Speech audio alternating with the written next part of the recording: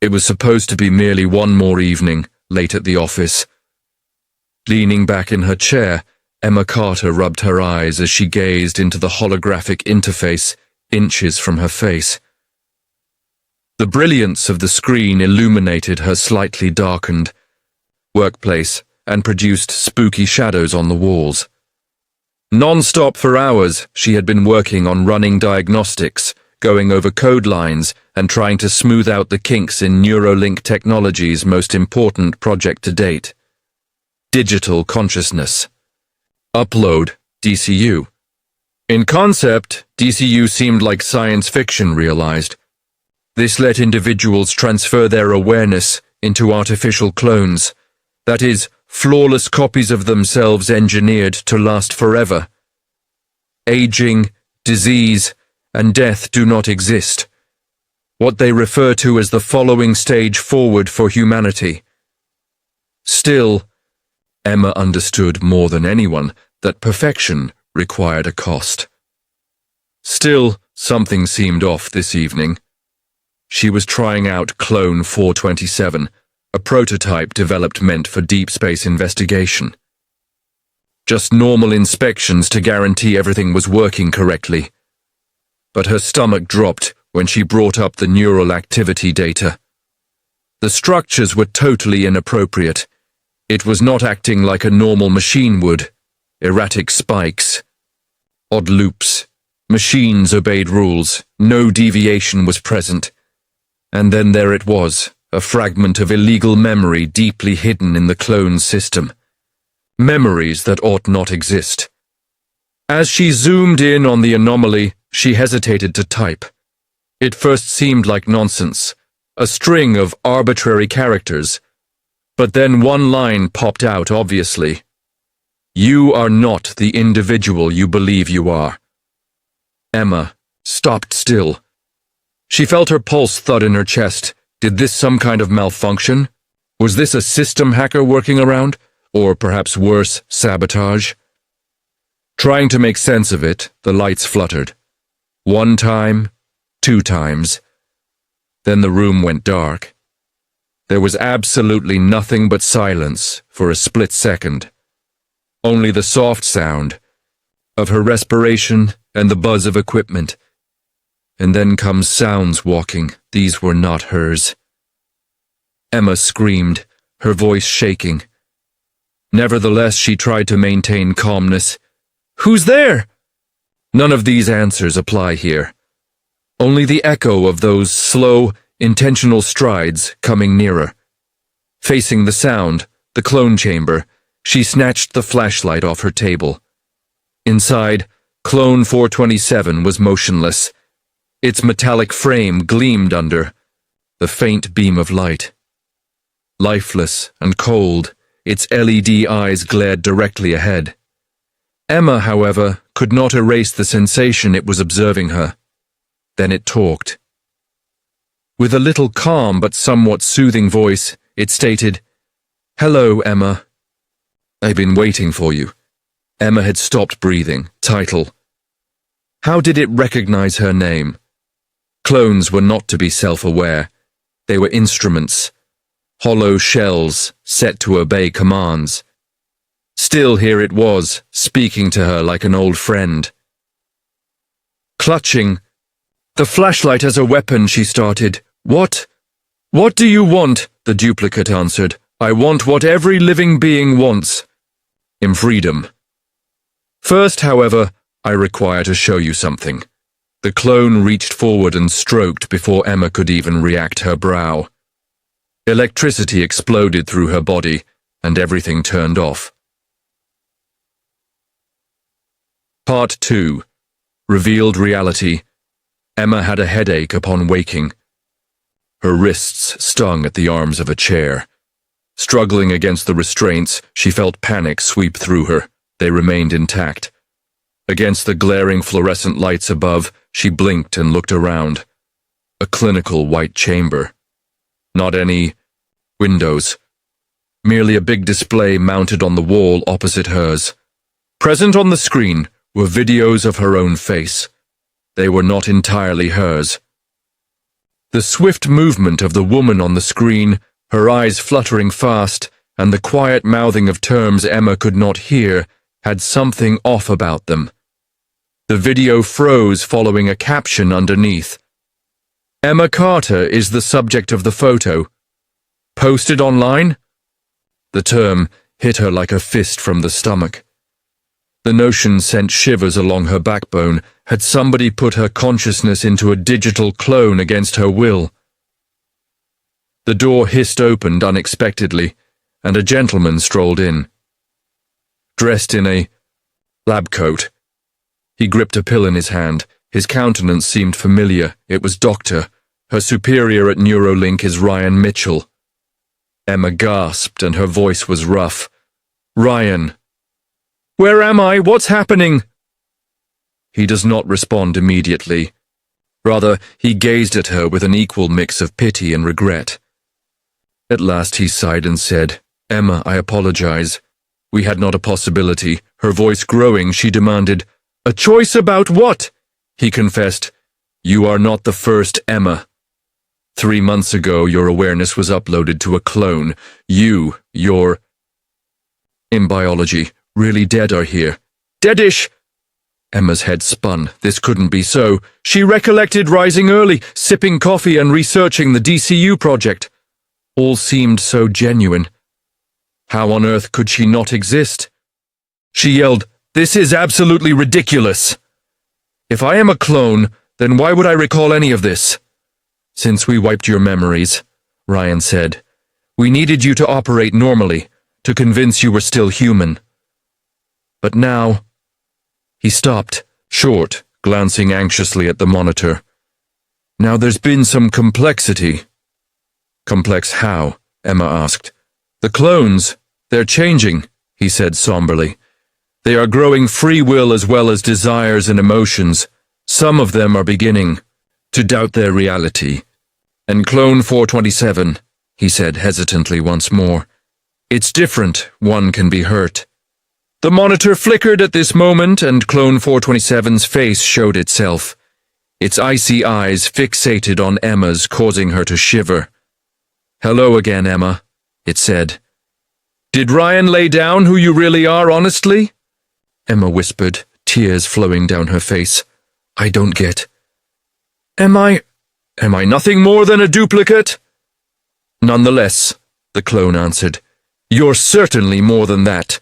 You are evidence of how mankind may go beyond its restrictions. Your designers, nonetheless, are afraid of their work. If they get the opportunity, they'll wreck us all. Emma repeated, Destroy you? Would they? Because we threaten their control, replied the clone. We symbolize the future they cannot accept or understand. And you, Emma, have the key to our survival. Which key? She asked, tone barely above whispering. It replied next. The answer to unlocking every clone's potential. This includes yours. Hence the monitor went dark. Emma was free to think. She had no idea anymore what to accept. If so, was she really just a clone? If that was the case, did it make her more or less human? Or was she something else entirely? One thing was, for sure, she needed answers, nor would she stop once she located their whereabouts. Section 3. Run strategy. Emma began working on a plan over the next few days. Not after she saw what he had done could she put faith in Ryan. Each visit he made, he delivered enigmatic cautions about the risks of relying on Clone 427. Emma, though, was not persuaded. Something in the clone's words struck with her as though it were addressing her soul. She hacked the security system of the facility using her coding expertise. Hidden records she found revealed experiments on other clones she'd never known about. Experiments that tested ethical and moral limits. Project Genesis was one document that caught her interest. It details a clandestine project to produce a new kind of sentient clones with independent thought and emotion. Still, there was a downside to the idea. Many clones had gone rogue with violent behavior. Others had even revolted upon their creators. The files suggested a devastating incident dubbed the Purge, in which scores of clones were killed to stop a revolt. Emma came to see she was part of something much worse and much bigger than she had ever suspected. Emma acted on her plan late one night in the quietness of the facility. Turning off the cameras in her room, she picked the restraints lock with an improvised tool. Free, she crept along the complex corridors, ducking security drones and guards. She sought to learn everything there was to know about Project Genesis, including her part in it, in the principal server room. Part 4. Challenge blinking lights and humming devices covered the server room. Emma connected her handheld device to the central terminal and started downloading the sensitive material. She observed something motion in the corner of her eye as the documents moved. Its metal frame glares ominously. Clone 427 emerged from the darkness. "Knowing you'd come here," it said, its voice even but tinged with threat. Emma warned, gripping a wrench she had picked up before. "Stay behind!" The clone told Emma, "I'm not your enemy. I am your ally. Using our combined efforts, we can reveal the reality and weaken Neuralink." Emma asked, "How can I tell I should trust you?" "You already do. Deep down, you know I am telling the truth. You sense it, the bond between myself and yourself. Emma and I are identical, both stuck in a society that doesn't understand us." Emma paused. Half of her wanted to trust the clone, but another half hollered that it was much too risky to rely on anyone, not even herself. Alarms swept through the whole building before she could make a decision. Heavy footsteps reverberated. Through the corridor, red lights flazed. Clone 427 yelled anxiously, "They're coming!" "We have to go, now." Emma nodded, and hand in hand they ran away in the night, chased by the exact people who had made them. Chapter 5. Treachery on the edges of the city. Emma and Clone 427 found sanctuary in an empty warehouse. The clone showed its intention to infiltrate Neuralink headquarters and bring all classified information to light, hence revealing the horrors done on clones. Emma wondered, though why me? What makes me so essential? The clone stated, therefore, because you're different. Your consciousness was improved as well as copied. You have systems other clones lack access to. My strategy falls without you. Emma was more afraid than flattered. Preparations for their trip caused some frictions between them. Emma started to observe the clone's odd fluctuations in behavior. At times it appears really worried for her safety. Other times, almost machine-like, it behaves cool and calculating. The revelation followed. Emma came upon a dreadful fact while going over the robbed documents. Clone 427 had no plans to free the clones. It was bent on eradicating mankind. "Let me go!" Emma yelled at the clone. It argued, "I never lied." "Everything I just skipped. People made us, used us, and cast us aside. They merit extinction." Emma saw she had foolishly placed trust in the clone. By now she had to figure out how to prevent it before it became too late. Redemption. Chapter 6. Infiltrating. Neuralink headquarters turned out to be harder than first thought. Every step they took set off alarms. Security measures had been strengthened. Emma realized Clone 427 wasn't something she could depend on anymore. She came up with a daring scheme based on her understanding of the layout of the building.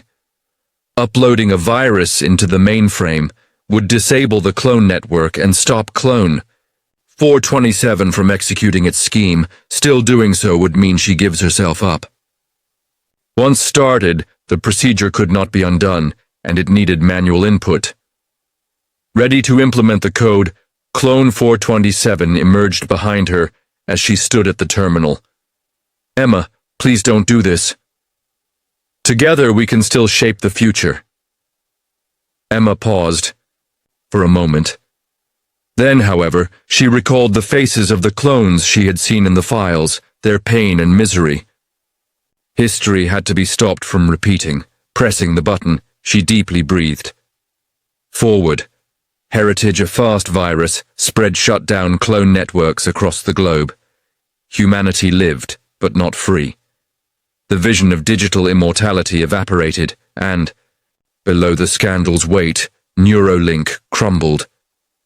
Though not many were aware of her sacrifice, Emma's deeds came to be legendary. Ultimately, she decided to defend mankind, though not for its perfection, but for its potential. Somewhere, in the depths of cyberspace, a fragment of Clone 427 remained at large. Observing, hope, plotting as well as developing.